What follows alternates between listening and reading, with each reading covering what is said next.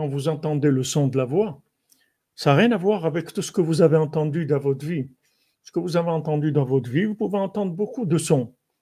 Mais ma mélodie à moi, quand je vais l'entendre, il n'y aura aucun doute sur ça. Comme il avait dit un des premiers qui est venu avec nous à Ouman, justement, Shabbat Hanouka, il y a longtemps, il y a peut-être 25, 30 ans, quelqu'un de Toulouse qui est venu avec nous, et un grand philosophe, un grand penseur. Et quand il est venu, il m'a dit, vous savez, Abu Frère, moi, j'ai cherché partout, partout. J'ai écouté tous les cours que je pouvais écouter, des rabbinim que je pouvais écouter, j'ai cherché partout. Quand j'ai mis un cours à vous, il m'a dit, quand j'ai entendu 2 mots, j'ai dit, c'est ça. C'est ça. Et il a vendu tous ses livres de philo qu'il avait pour acheter son billet pour venir à Ouman. Il voulait que ça soit un acte symbolique comme ça, dire voilà. Mais tout ça, je le vends pour voyager chez Rabbeinu. Donc maintenant, vous ne pouvez pas rouler quelqu'un. Rabbeinu l'a dit ça, vous allez recevoir de moi cadeau déjà que vous n'allez pas vous rouler vous-même et personne ne va vous rouler. Qu'on entend la voix de son maître, c'est fini, ça n'a rien à voir, c'est autre chose complètement. Donc quand on est perdu, en fait, qu'est-ce que ça veut dire qu'on est perdu? Ça veut dire qu'on n'est pas assez attaché au tzaddik pour entendre la voix de ce qui va compléter le manque qu'on a. Le tzaddik, il a toutes les avédotes. Le tzaddik, il a tout ce qu'on a perdu.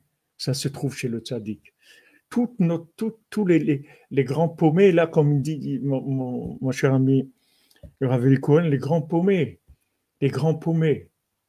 perdus. Ah là là, qu'est-ce qu'on était perdus, je m'appelle, avant de connaître Rabbeinu. Mais qu'est-ce qu'on était perdus, Je me demande comment on est resté vivant. Comment rester vivant dans un monde de déception, tellement de déception dans tout, déception dans l'amitié, déception dans l'affection, déception dans la politique, déception dans l'art, déception dans la musique, dans tout, des déceptions, des déceptions. À chaque fois, tu dis, voilà, ça y est. Non, c'est pas ça. Et c'est, ouais, bon, on essaye de rafistoler des trucs et tout. Et demande comment on a pu rester vivant jusqu'à qu'on trouvera Beno. Et quand on trouvera Beno, ça y est. Il dit, voilà. Moi, je peux l'amshicha miyachad al-yedeze. Par le fait que maintenant, je vais reproduire le son, la mélodie de la femelle chez le mâle et vice-versa. Donc, il faut... le monde n'est pas perdu. Il y a un tzaddik dans le monde. On me dit, mon ami, Ben Shaya, il n'y a pas. On n'est pas perdu. Vous vous rendez compte, il y a quelqu'un qui est capable de vous reproduire la mélodie de ce qui vous manque dans tous les domaines. Dans tous les domaines. Tous les domaines. Il a la mélodie de la partie qui vous manque. Donc, est-ce qu'on a du souci à se faire? Seulement, il faut se rapprocher de Yosef, c'est tout. Il faut se rapprocher. Il faut se rapprocher de Rabbeinu. Il faut chercher Rabbeinu. Il faut chercher le rapprochement de manière à ce qu'il puisse nous envoyer le son de ce qui nous mettre à l'unisson, comme on dit, de nous faire rapprocher de ce qui nous manque. Et ça, même quelqu'un qui connaît rien, même quelqu'un qui est loin de la Torah, même quelqu'un qui est loin de tout, ça dépend du degré de recherche de la vérité de la personne, comment elle cherche, et qu'elle n'a pas peur de dire c'est pas ça, comme Rabbi Nathan, il n'a pas peur. Rabbi Nathan, il n'a pas peur de dire c'est pas ça. Mais comment c'est pas ça?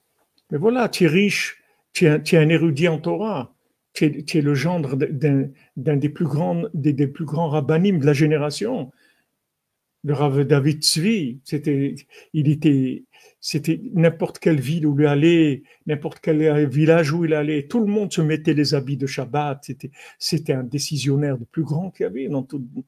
C'était un homme d'une dimension énorme. À l'époque, il n'y avait pas les moyens de communication, mais sinon c'était un des plus grands rabbinim du monde. c'est pas ça. Rabbi Nathan dit, c'est pas ça. Mais comment tu peux dire, c'est pas ça? Mais qu'est-ce qui te manque? C'est pas ça. C'est pas ça.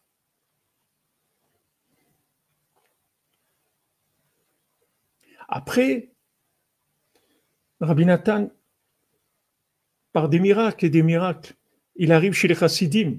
Avant, c'était un opposé, c'est un opposant plutôt aux chassidim, parce qu'il suivait justement son beau-père. Hazak Jean-Luc, exactement. Le fils du Rav, exactement. Le fils du Rav.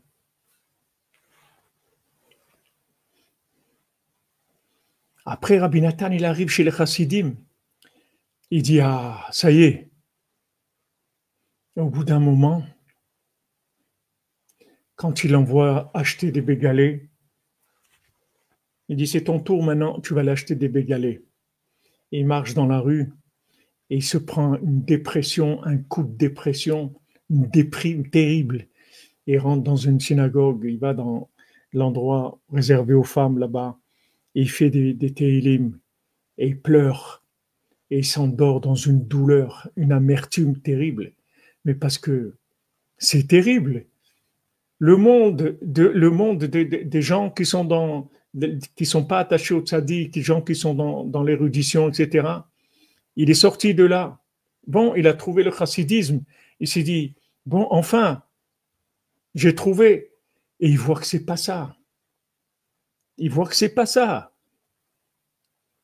Mais c'est la fin du monde. Mais qu'est-ce qu'il y a? Qu'est-ce qu'il y a après ça? Où tu veux aller? Qu'est-ce que tu veux de la vie? Qu'est-ce que tu cherches quoi? Je sais même pas ce que je cherche. Mais une chose, je peux te dire, c'est que ça, c'est pas ça. C'est tout. Et ça vient de Rabbeinu.